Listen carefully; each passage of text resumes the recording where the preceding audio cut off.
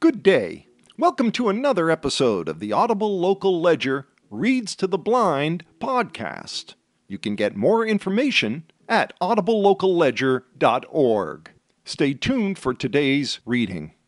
Good day, everyone, and welcome to Tuesday, February the 6th.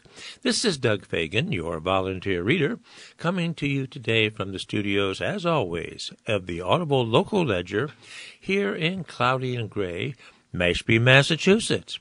When I came in today, the car thermometer said 32 degrees, and we have some very light snow flurries, which are kind of like very small ice crystals. So if you happen to go out onto a deck or a porch, be careful today, as it could be quite slippery.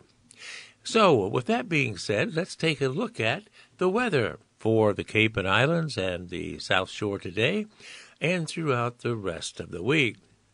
Today, once we get past these morning flurries, it's going to turn partly sunny with a bit of a breeze as well and a high of 36 degrees.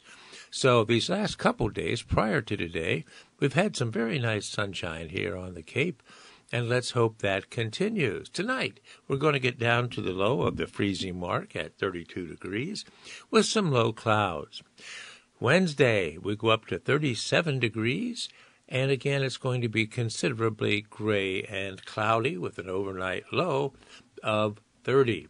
Same holds true for Thursday, although we're going to have a mostly sunny day on Thursday with a high of 42 degrees and an overnight low of 30. So mostly sunny Thursday. That's the next best good day. Friday's going to be some sun as well with a high of 43 degrees and overnight low of 40.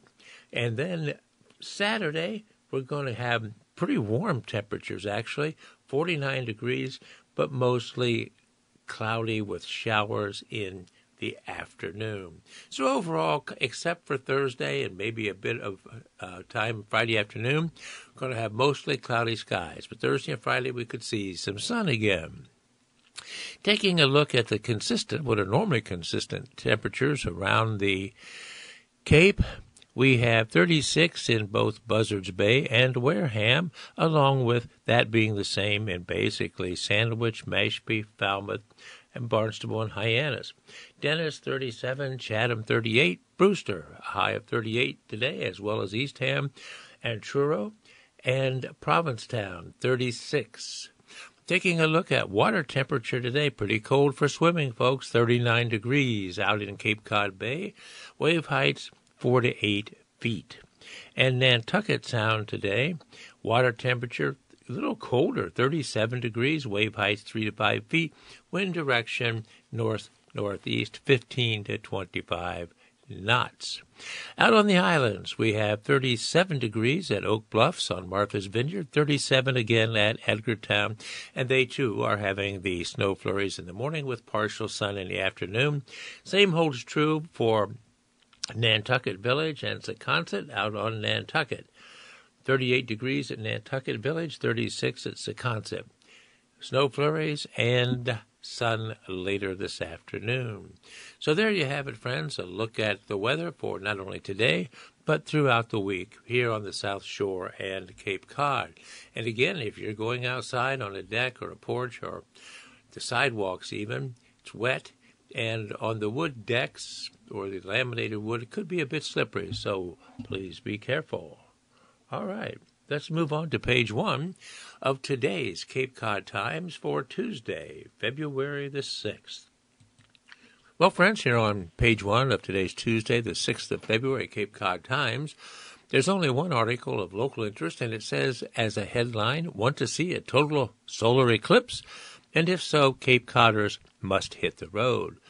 This article is written by Eric Williams of the Cape Cod Times, and here it is. For Cape Codders who want to see a total solar eclipse, it might be a good time to start making travel plans. Happily, it won't be a long road trip to reach an area where the moon will completely, but briefly, block the face of the sun on April the 8th.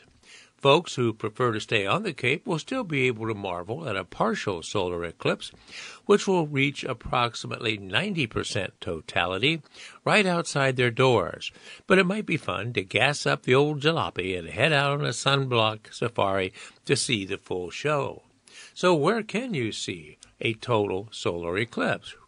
Well, according to the National Aeronautics and Space Administration, NASA, of course, as the acronym, the path of totality will range between 108 and 122 miles wide and will run through several nearby states, including New York, Vermont, New Hampshire, and Maine.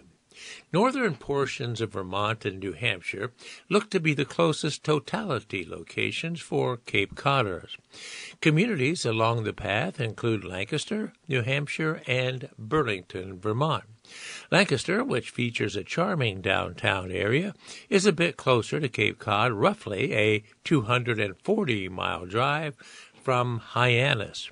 Burlington, a lively cottage town with tons of restaurants and shopping options, is about a 285-mile journey. Eclipse events are popping up in both states with schedules and descriptions available on the Hello Burlington and Mount Washington Valley Chamber of Commerce websites. Burlington events include a solar eclipse after party featuring a performance by Lady Moon and the Eclipse, a 7-piece band known for radiating positive music and a message that explores the cosmic soul, at least according to the billing. So what time is the solar eclipse in April? Well, one thing is for sure. You don't want to be late for a total solar eclipse. While there will be more than a 2-hour period of partial eclipse before and after totality, the time frame for the actual totality as a whole is a matter of minutes. In Burlington, totality will begin at 3:26 p.m. on April the 8th and end at 3:29 p.m., a matter of only 3 minutes. In Lancaster, totality will begin at 3:27 p.m. and end at 3:30, again only 3 minutes, according to NASA. Here are some sunny facts that will help you get ready for the eclipse. So, starting with, what is a total solar eclipse?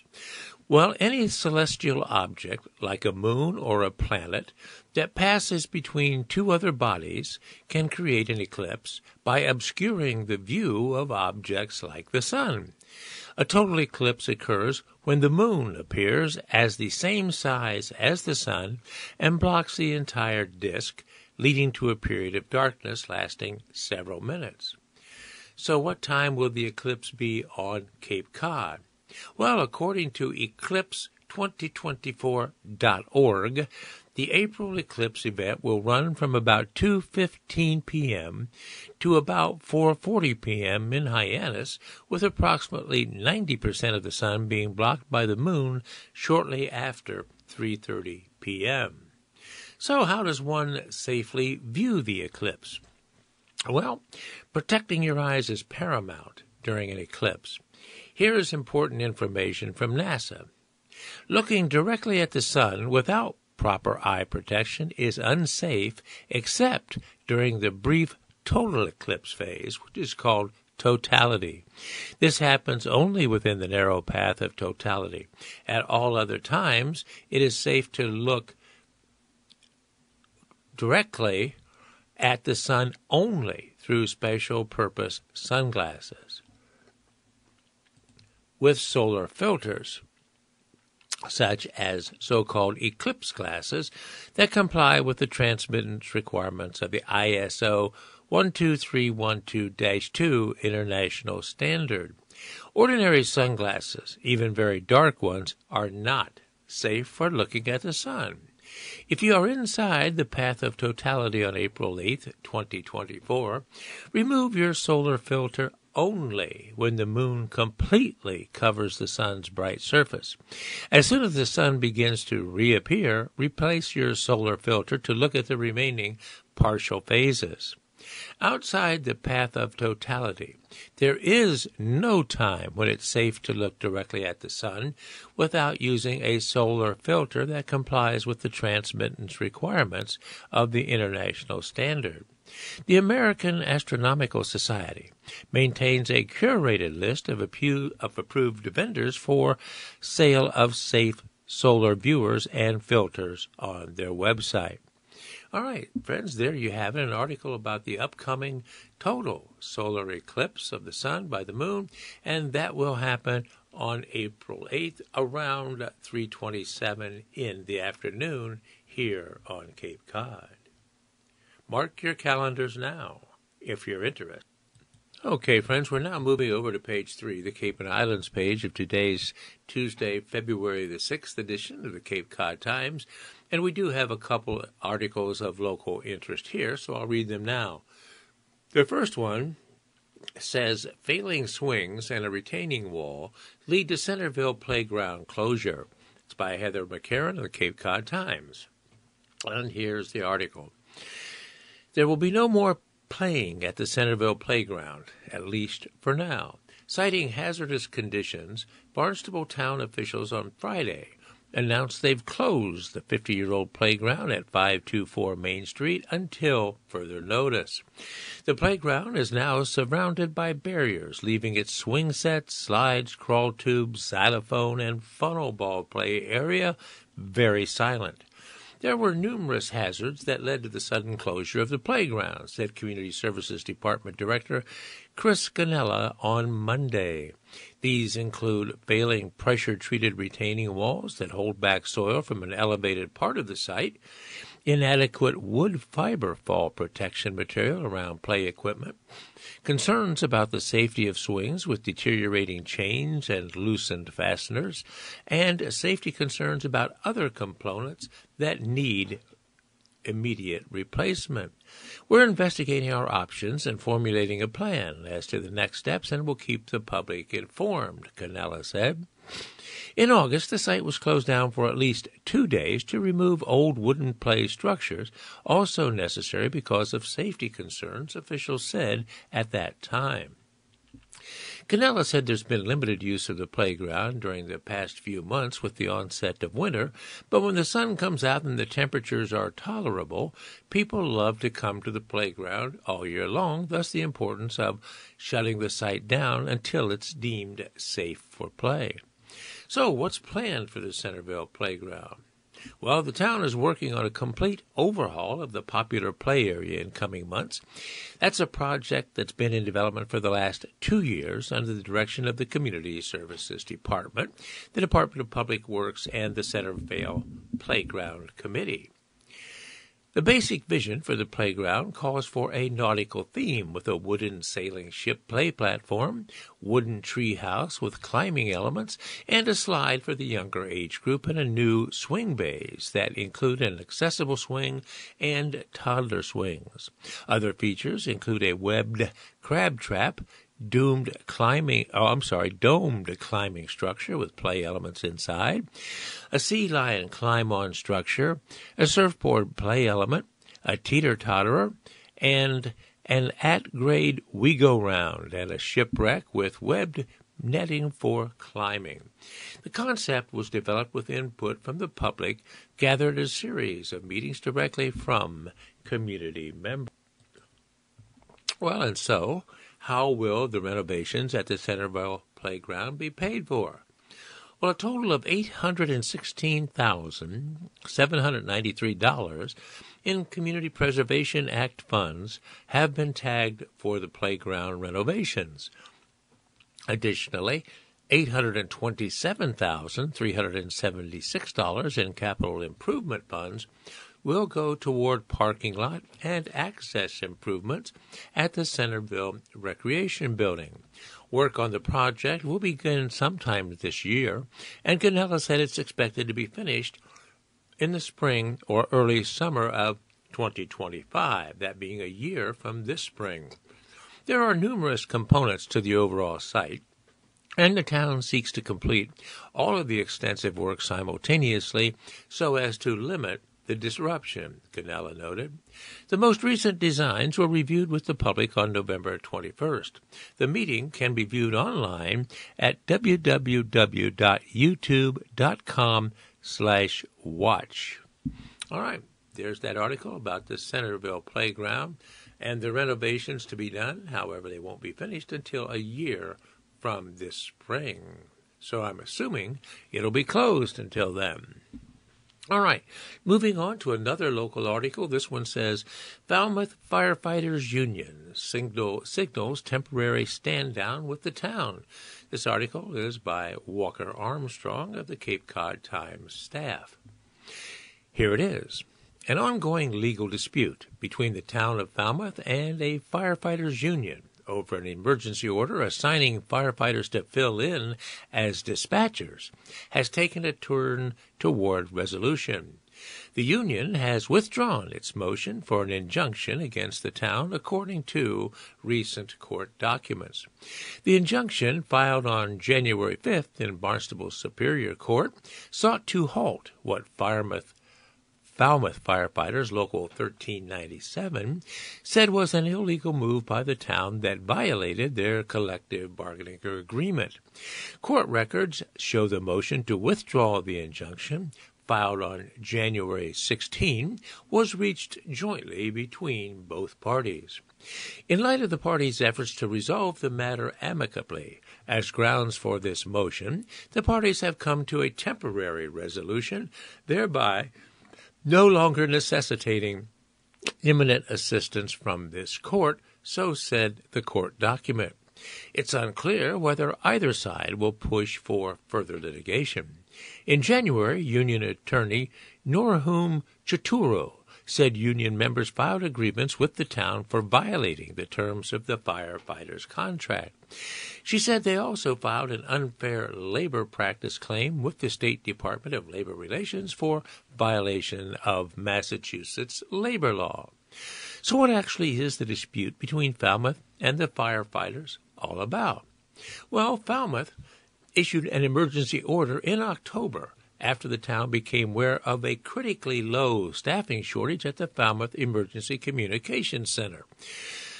Court records show the town said the number of dispatchers at the center would be down to 3 by December 29 if nothing were to be done. At first, records show, vacancies were filled by Falmouth police officers. On December 14, the town issued another executive order permitting Falmouth Fire Chief Timothy Smith to assign firefighters to fill dispatch shifts, a move the union said they were unaware of. On December 19, 2 days after a Falmouth firefighter was critically injured on scene after falling through the floor of a burning building, records show Assistant Town Manager Peter Johnson Staub emailed Union President Stephen Bush asking him to attend a meeting to discuss the emergency order. The union said they had no prior knowledge of the meeting, court records have shown. Bush said he was at Mass General Hospital in Boston supporting the firefighter who was injured and would be unavailable to meet on such short notice. Johnson Staub responded by saying the executive order needed to be implemented because of the critical shortage of dispatchers for the department. In a follow-up email on December 21, Johnson Staub asked the union to meet on either the 21st, the 22nd, or the 26th of December. Leah Barrault, general counsel from Barrault and Associates representing the union, said in response they could not meet since it was before a holiday weekend. So the union says it's been months of foot-dragging. Your emergency order has been out since October, and you are just this week cramming it down the fire union's throat, Barrault said in the December 21 email. It is now truly an emergency due to your months of feet dragging. That is on you, not the union or me. Barrault said they would make themselves available the first week of January, and the town did not respond. Fire Chief Smith, when issued the executive order on December 21 directing the department to provide personnel to serve as dispatchers when regular dispatchers aren't available. Smith temporarily closed a fire station that night and assigned 2 firefighters to receive dispatch training at the Communications Center, according to court documents. The fire chief says this is a work in progress.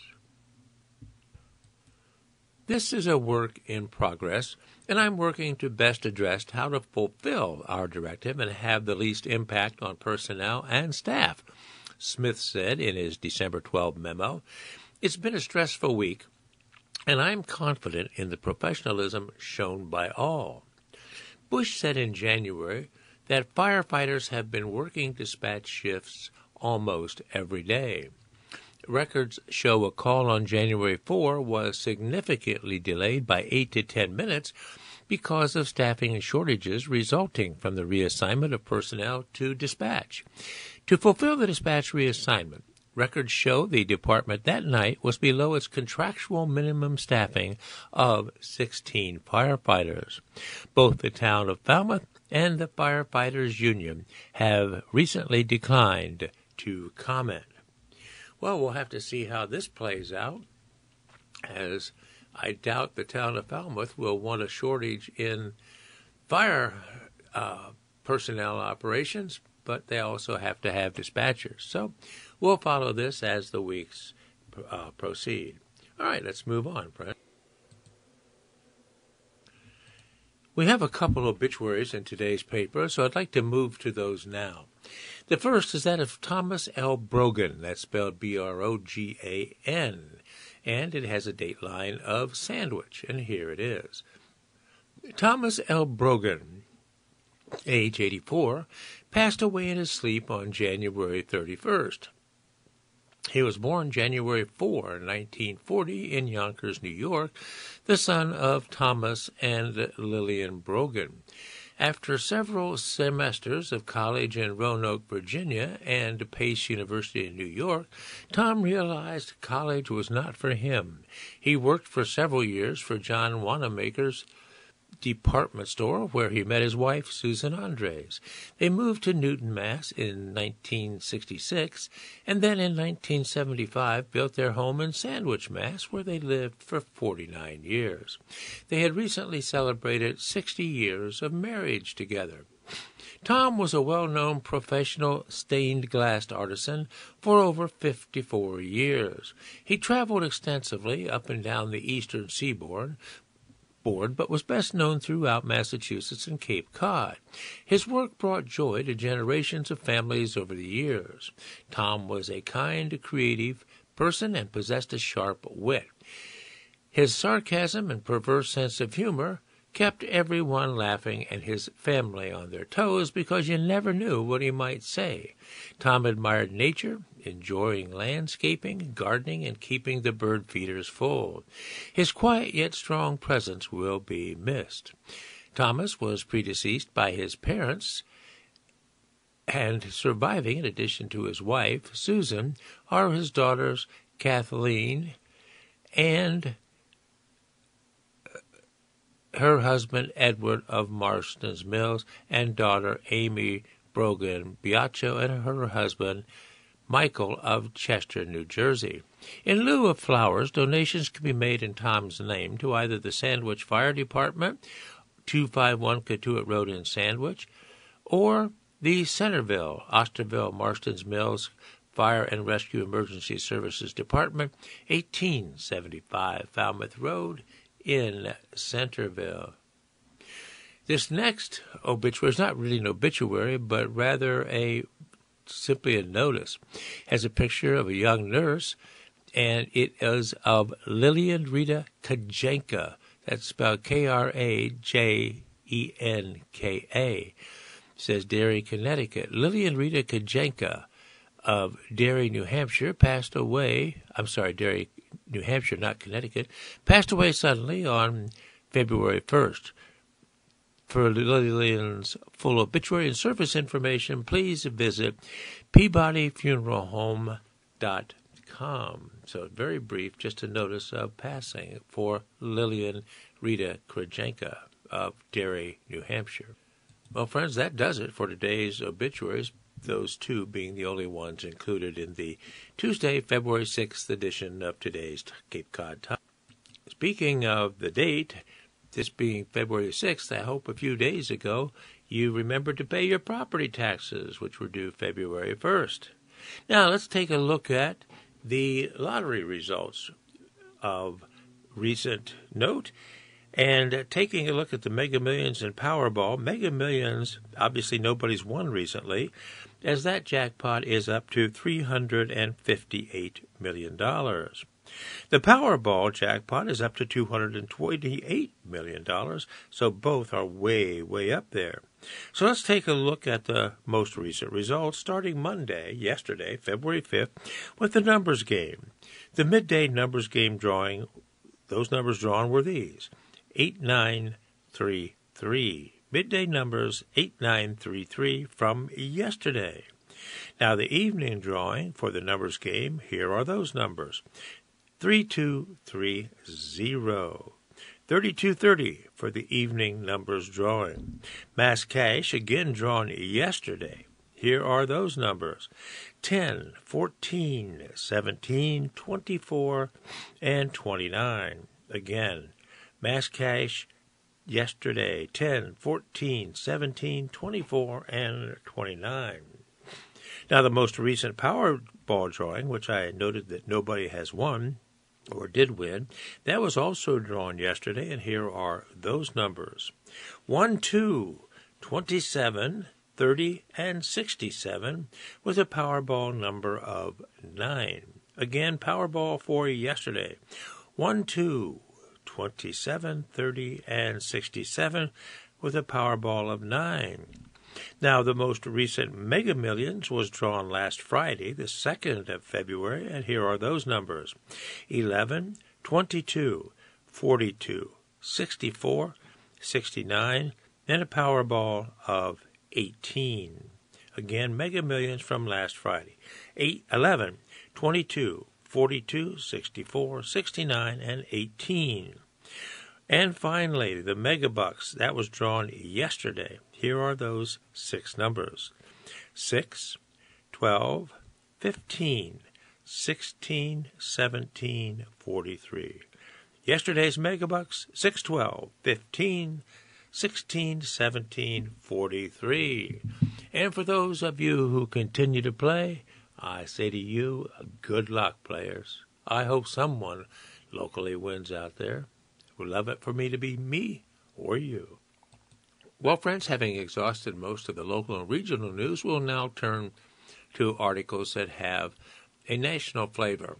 Now, this article, even though it talks about worldwide references, could affect us as well, hopefully not. The article is entitled "Worldwide Shark Attacks Rise in 2023." The year's 14 fatalities include 10 labeled unprovoked attacks. And here's the article. Before actually reading the article, I'll reference the picture here of people at a beach with obviously a shark warning sign, a huge one, posted. It said surfers experienced 42% of the shark bites worldwide, with swimmers and waders a close second at 39%. Spearfishing was the most common activity occurring when the provoked bites took place last year. Well, it would certainly make sense that if you're in the water surfing or swimming or spearfishing, you're certainly more likely to be attacked than you would be on land. Anyhow, here's the article. It's been 50 years this month since Peter Benchley's novel Jaws hit the bookshelves, eventually spawning the blockbuster movie of the same name. It remains a classic, but its famous villain isn't keeping people away from the beach. Both shark bites and fatal shark attacks ticked up worldwide last year, according to the University of Florida's International Shark Attack File. 69 unprovoked shark bites were reported last year, up by 6 over the 5-year average, reported the Shark Attack File. Those numbers are still within the normal range, said Gavin Naylor, director of the Florida Museum of Natural History's Shark Research Program. But fatalities are a bit unnerving this year. Worldwide, there were 14 confirmed shark-related fatalities last year, including 10 classified as unprovoked, double the number from the previous year. 2 of those fatalities were in the United States, one in California and one in Hawaii. Australia saw 40% of the 10 fatalities. 3 were surfers in one remote surfing spot, the Eyre Peninsula, that's spelled E-Y-R-E, off the coast of southern Australia, named and known for its untamed beaches and surf breaks. 1 death was confirmed in the Bahamas, Egypt, Mexico, and New Caledonia. As always, the United States led in unprovoked bites with 36, about 52% of the worldwide total. 16 of those 36 bites were in Florida, slightly below average. The state still led the nation in shark bites, but that's never a surprise because of the state's extended coastline and tourism industries, said Naylor. Surfers experienced 42% of the bites worldwide, with swimmers and waders in a close second at 39%. Spear fishing was the most common activity occurring when the provoked bites took place last year. A provoked bite is one that occurs because the shark was either intentionally or unintentionally provoked. The shark-attack file records include 22 attacks listed as provoked last year. Scientists prefer to focus on the unprovoked attacks for research purposes, however, said Naylor. We're biologists, and we want to understand the nature and natural behavior of the animals, not the unnatural behavior, said Naylor. We want to understand the animal's behavior is modified by people throwing stuff into the water, or fishing, or trying to have a selfie taken. 15 bites were reported in Australia, including the 4 fatalities. Naylor surmises the attacks that happen in part because the country has taken action to protect its seals, as well as sharks. The seal populations are getting healthier, he said. More seals, more white sharks. And if those aggregation areas with a lot of white sharks happen to be near good surf breaks, then you know when you're flopping around on a surfboard you look a little bit like a seal. Beach safety in Australia is second to none, said Joe Miguez, a doctoral student in the Shark Research Program. However, if you go to remote regions where beach safety is not in place, there's certainly a higher risk of a fatal shark attack. That's in part because when an attack happens near lifeguards and beach rescue, you can get a tourniquet on much sooner and save the person's life. In addition to white shark populations on the coast, Australia also has bull sharks in and around its estuary rivers. A fatality from a bull shark attack occurred in early 2023 in a brackish river near the coast. Brackish, of course, friends, meaning a mixture of salt water and fresh water. In Florida, 8 of the bites were in Volusia County, home of Daytona Beach and New Smyrna Beach, which has long been dubbed the shark bite capital of the world. This area consistently leads in bites, although many local surfers joke most are just nibbles. Elsewhere in Florida, there were 2 bites each in Brevard and St. Lucie counties and 1 each in Miami-Dade, Palm Beach, Escambia, and Pinellas counties. 3 bites were reported in North Carolina, 2 in South Carolina, and 2 in California, including a fatality. 1 bite was reported in New Jersey. 4 bites occurred in New York, including 1 in New York City. Naylor attributes that activity to improving water quality and growing fish populations. It causes a lot of fear, but the reality is you're putting a lot of people in the water on a hot day with bait fish in the water, he said. Elsewhere, bites were reported in Costa Rica, Colombia, Brazil, New Zealand, Turks and Caicos, Seychelles, Ecuador's Galapagos Islands, and South Africa. Bites by white sharks have gradually increased since Jaws was released, the researchers said, but that's not because of aggression on the part of the sharks. They conclude it's more a combination of more people being in the water and a stronger emphasis on reporting bites and fatalities. Despite the slight uptick in bites, Naylor said concerns over shark species, even though some local areas appear to be experiencing an increase in shark sightings. Shark fishing mortality is still on the rise, despite regulations intended to reverse that decline.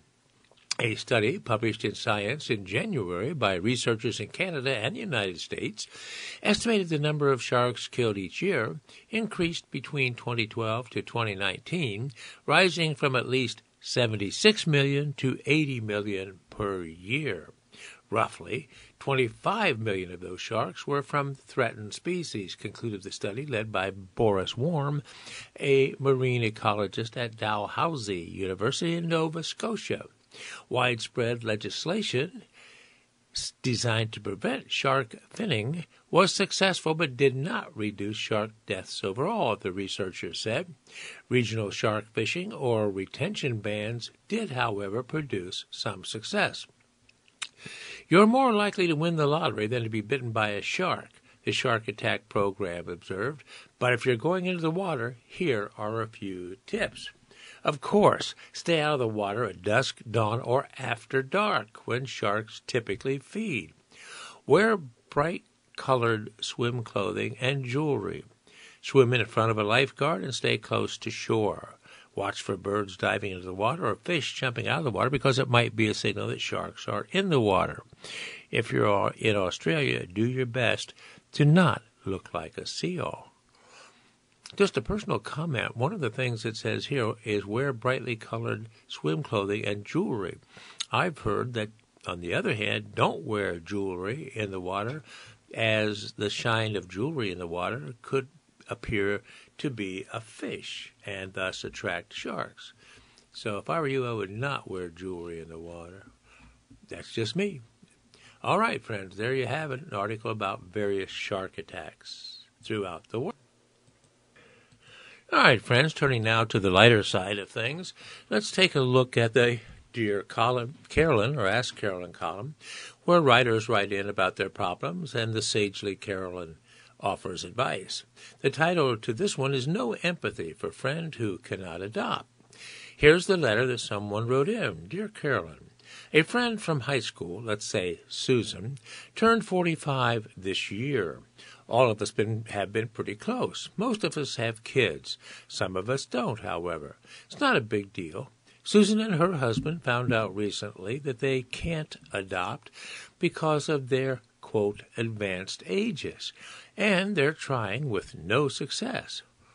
I had no idea they wanted to adopt, or else I would have told her that myself. We don't really know what to say to Susan because, well, between the two of them, they have 6 degrees, so surely they know that starting a family at 45 was not the most realistic choice, right? Again, no judgment there. It's more that I'm shocked at their attitudes. The only thing Susan ever says on the issue is, quote, it's just not fair. I'm not the person I was at 35 or 40. I'm so much more mature and ready now, end quote. Okay, but babies tend not to care about things like that. I know she knows all these things. She has to, right? So I struggle to find the best thing to say. Is there any chance she feels some weird pressure to have kids and she's grasping at straws to defend what others might see as an unpopular choice? And this is signed Anonymous. Carolyn says, the best thing to say is, I'm sorry, and I think you'd be great parents. Then you remain present for your friend through her disappointment, saying, no judgment here does not make your comments non-judgmental any more than my saying this is a diamond makes some pebble go bling. I also can't think of anything for a baby than a mature parent. You have to know this, right? So be a friend. I swear it won't kill you. Plus, hello, men become bio-dads in their dotage. Stop eye-rolling her pain. All right, there you have it. Evidently, there's a particular age beyond which adoption agencies do not consider you to be a viable parent. And that's the gist of this article. All right, let's move on. Here's an article about family that might be interesting to you. It's entitled, Raise Kids with Empathy, Not Narcissism. This is a USA Today article. And here it is. Think dating a narcissist is hard? Try raising kids with one. Mental health experts warn co-parenting with a narcissist can be one of the most challenging undertakings, and with it comes a landmine of psychological issues. Trying to be a healthy co-parent or co-parenting with a narcissist is really one of the hardest things you'll ever do, says Chesley Cole, a psychotherapist and author of If I'd Only Known, How to Outsmart Narcissists, Set Guilt-Free Boundaries, and Create Unshakable Self-Worth. There's no such thing as co-parenting with a narcissist because co means with, and you cannot co-parent with someone who's countering your every move. The mental health toll of parenting with a narcissist leads us into this next paragraph. Raising kids with a narcissist is difficult no matter if you're still partnered with the narcissist or separated. Cole says abuse tactics deployed by narcissists include smear campaigning, gaslighting, and trying to use your children as pawns against you. As a result, parents in these situations can experience anxiety, depression, post-traumatic stress, hopelessness, loneliness, and isolation as well. Not to mention also, many feel pressure to keep their pain under wraps for the sake of their kids. It's like trying to stay calm in the middle of an active war zone because of all the stress and chaos and abuse, Cole says. Sometimes you find yourself acting in ways that aren't really you because of the amount of stress that you're dealing with. Stephanie Sarkis, a psychotherapist and author of Healing from Toxic Relationships, 10 Essential Steps to Recover from Gaslighting, Narcissism, and Emotional Abuse, that's the name of the book, says narcissists notoriously try to cheat rules. That goes for parenting plans and custody agreements as well. It is high conflict, high stress, and you have someone that will try to change the rules on you, Sarkis says. It can cause chronic stress, both for you and your children. It can make you question your value as a person. It can make you question your value as a parent as well. And it can potentially cause issues for you in future relationships. For many, one of the most challenging things about raising kids with a narcissist is seeing how that narcissist treats their children. Those narcissists will try to use kids against their former partner by gaslighting or manipulating children into distrusting their other parent, or by blaming the other parent for things like that are the narcissist's fault. They also will go out of their way to disrespect and demean the other parent to their kids. It's especially hard when children are too innocent to see how harmful the narcissistic parent is being. Sarkis says calling out or disparaging the narcissist to your kids is almost certainly a bad idea. She encourages parents to teach children about the importance of boundaries, empathy, and treating people with kindness. You don't necessarily need to bring up the parent, but you can talk to them about healthy boundaries with people in general, she says. It's also okay to tell your kids if someone is treating you in a way that you're not comfortable with. Then it's okay to say no. So, are you raising kids with a narcissist? Well, then follow these tips. Document everything. Parenting apps that track drop-off and pick-up times, as well as other aspects of an agreed parenting plan, can prove helpful in keeping the narcissist accountable, says Sarkis. Lawyer up is another recommendation. It's imperative to have a family law attorney that is knowledgeable in high-conflict co-parenting. And finally, model empathy for your kids and validate their feelings. Be the counter to the narcissist to your children by showing and teaching respect, compassion, and empathy. This will lower the odds your kids will grow up to be all narcissists. All relationships with narcissists are surface level, which means you can fill the gaps and teach your kids actually what a healthy relationship looks like. All right, hopefully none of you are out there in that kind of a situation, but if you are, there's a description, which you probably already know, and some helpful tips as to how to deal with it. All right, friends, let's move on. Well, friends, if you've been listening to the news at all, you know that California is experiencing some dire circumstances due to just immense rain, mudslide, flooding, and just terrible weather conditions. In this next article, entitled Floodwaters, Mudslides Put Californians in Peril, addresses that situation. And here it is. Meteorologists and officials sounded alarms Monday as the tail end of a powerful atmospheric river storm deluged California with more heavy rain, mudslides, and flooding, and several feet of snow in the mountains. Up to 37 million people, about 94% of the state's population, are or have been at risk for dangerous floods from the storm. AccuWeather meteorologists warned. Life-threatening conditions may evolve extremely quickly in some communities, AccuWeather senior meteorologist Alex Sanowski said. A man was killed in Yuba City, north of Sacramento, when a redwood tree fell on him in high winds. The National Weather Service warned that an unstable weather pattern could still generate waterspouts or small tornadoes.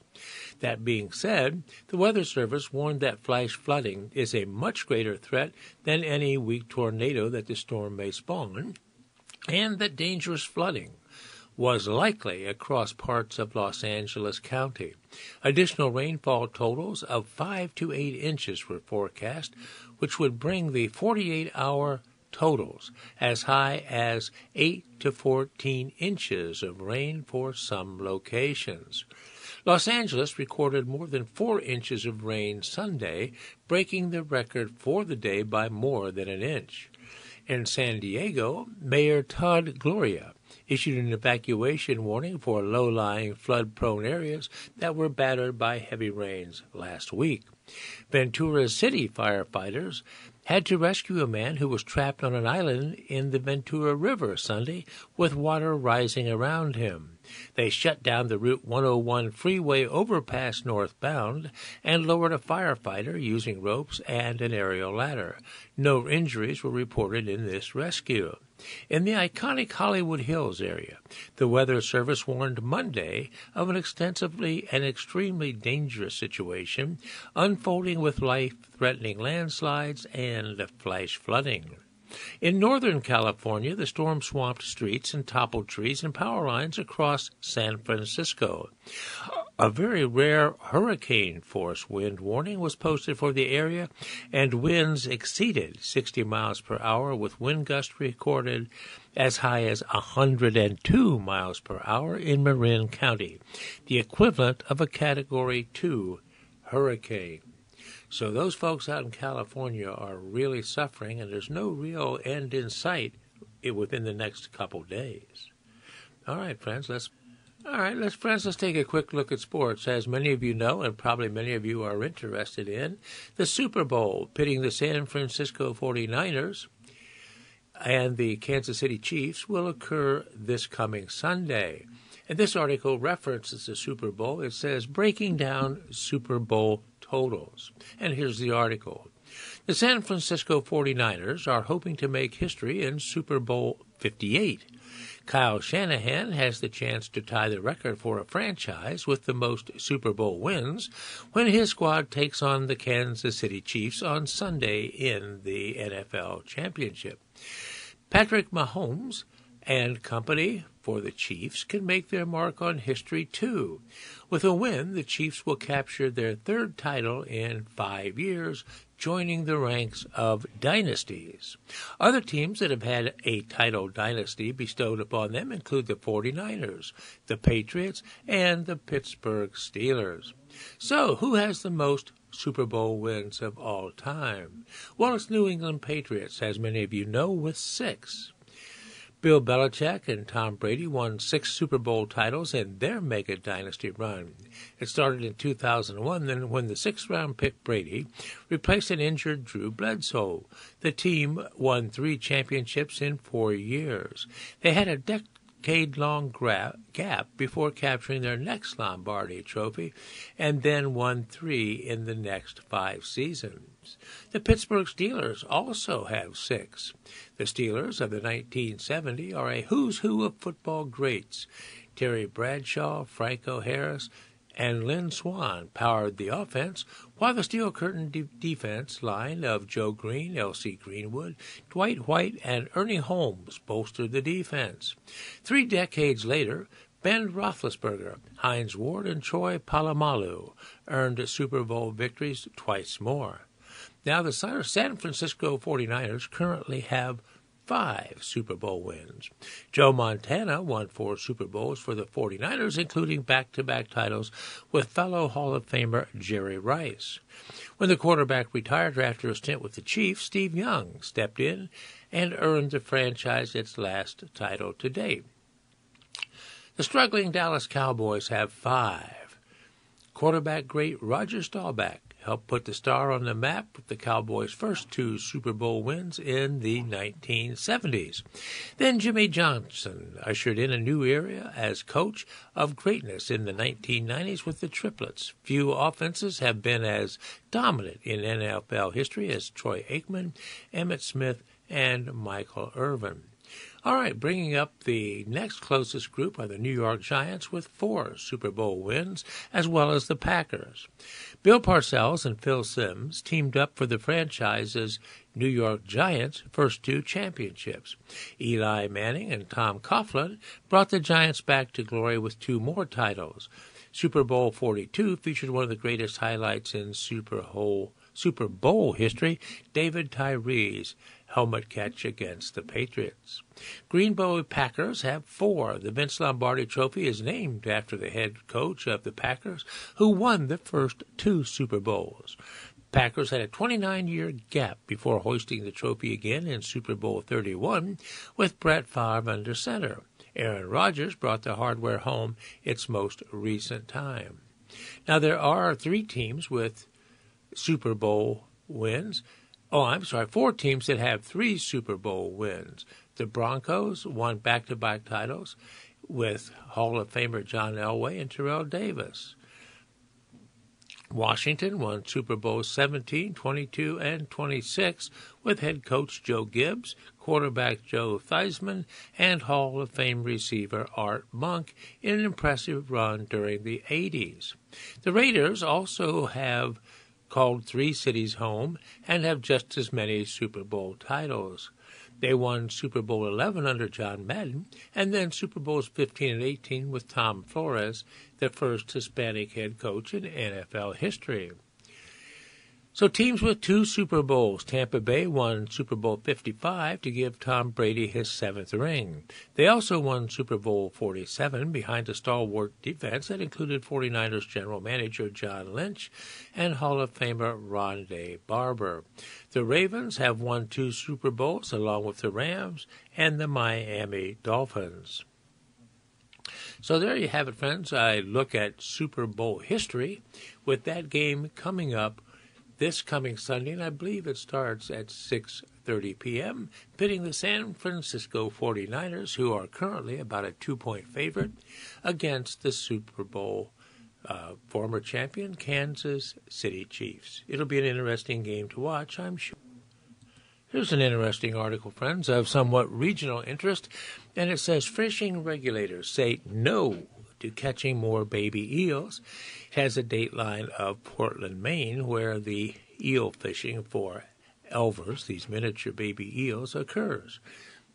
And here's the article. Fishermen who harvest one of the most valuable marine species in the United States hoped for permission to catch more baby eels next year. But regulators said Monday the tight restrictions that have been in place for several years are likely to remain the same.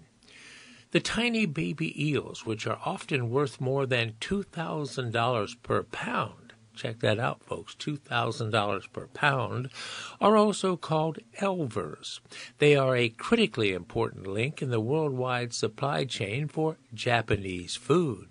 They are harvested from rivers and streams in Maine, sold to aquaculture companies, and then raised to maturity and then resold as food. The Atlantic States Marine Fisheries Commission needs to set a new quota for next year and beyond because the current management plan is expiring. The Commission said Monday it's only considering one option for next year's limit, and that is a little less than 10,000 pounds, the same level the fishermen have been allowed to catch for several years. The Commission is under pressure from fishermen who want their quota raised and from environmentalists on the other side who would like to see it reduced. Fishermen who have advocated for removing dams are good stewards of the elvers, said Darrell Young, president of the Maine Elver Fishermen's Association. Many fishermen run through their quota in just a few days, he said. That tells you how thick the eel population is. Overabundant, Young said. That will give us a good leg to stand on to get more quota. The Commission's Eel Management Board also still needs to decide the number of years the new quota levels would remain in place. The board will hold a public hearing about the matter on February 29. Over the years, members of the Atlantic States Commission and other regulators have voiced concern about the decline of worldwide eel populations and the threat of poaching. Maine regulators have responded by implementing new controls to deter illegal fishing. The eel fishing season happens every spring, and Maine is the only U.S. state with a significant legal fishery for elvers. Last year's harvest was worth about $2,031 per pound, orders of magnitude that are even more than the price for lobsters or scallops. All right, there you have it. Article about elvers, these baby eels sold on the market for being a delicacy in Japanese food. Well, friends, we're quickly coming to the end of today's broadcast of the Tuesday, February 6th edition of the Cape Cod Times. And speaking of time, if you're a regular listener to this broadcast, you've often heard me reflect upon how quickly the time seems to be going by, as I only come in here to the studios once a week on Tuesdays, but it seems that time between those sessions passes ever so quickly. So I thought I'd end today's broadcast with a reference to some quotes about the passage of time as it affects. Here's one. Now is our time. It's our time to chase rainbows and build castles in the sky. It's our time to create and fulfill a life that we love, because someday it will no longer be our time. Another one. Time is more valuable than money. You can get more money, but you cannot get more time. And finally, a clever one, and here it is. The bad news is time flies. The good news is you're the pilot. Well, with that thought in mind, friends, I'd like to sign off today. This has been Doug Fagan, your volunteer reader, coming to you from Mashpee, Massachusetts, and the studios of the Audible Local Ledger. It's been my pleasure to read to you today, and I'm wishing you good health and good times as you head throughout today and into next week. I will be looking forward to reading for you again next Tuesday. Until then, so long for now.